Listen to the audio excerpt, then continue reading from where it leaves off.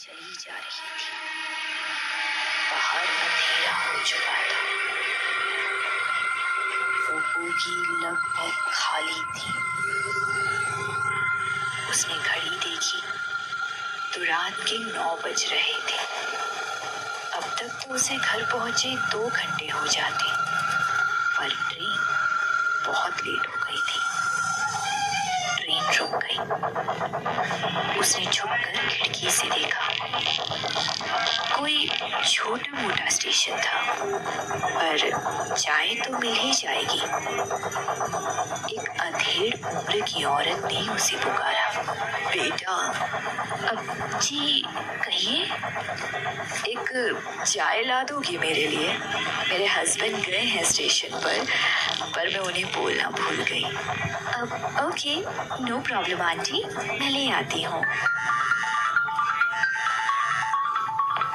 हाँ वरुण, बोलो। कहाँ हो तुम? छुट्टी पर हूँ, बताया तो था।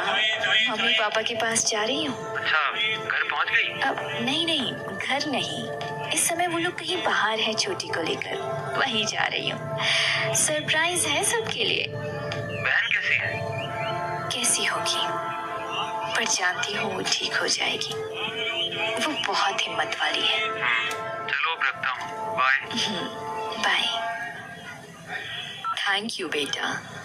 उसने देखा कि उस औरत के बगल में अब एक वैसा ही अधेड़ बूढ़ा बैठा अपने मोबाइल पर गुम था। शायद उसका पति था। कहाँ जा रही हो? उसके स्टेशन का नाम सुनते ही भोले ने एक झटके से मोबाइल से नजर हटाई और उसकी तरफ देखने लगा। वो औरत भी परेशान सी उसे घूरने लगी। वो बेटा, वो जो स्टेशन है ना, वो क्या हुआ आंटी, कोई प्रॉब्लम है? वो औरत उठी और उस लड़की के ठीक बगल में बैठ गई। वहाँ रात के वक्त कोई नहीं जाता। वहाँ कुछ है।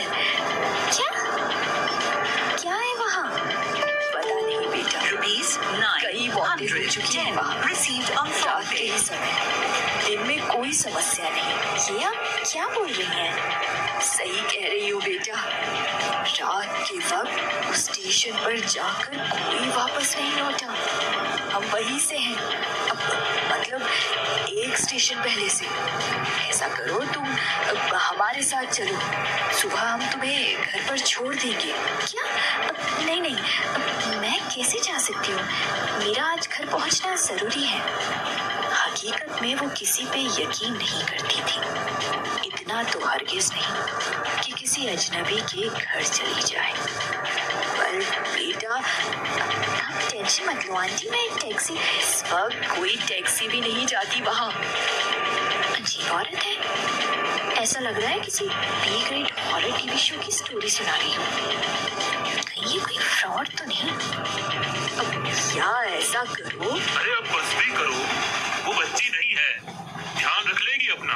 क्या बोल रहे हैं आप? ठीक ही बोल रहा हूँ, ज्यादा पढ़ लिख जाना भी गुनाह है आजकल। Excuse me. अब चलो भी। लड़की को उस बूढ़े आदमी का पर्सनल कमेंट खटक गया था। वो उठकर ट्रेन की गेट के पास चली गई और वहीं खड़ी रही।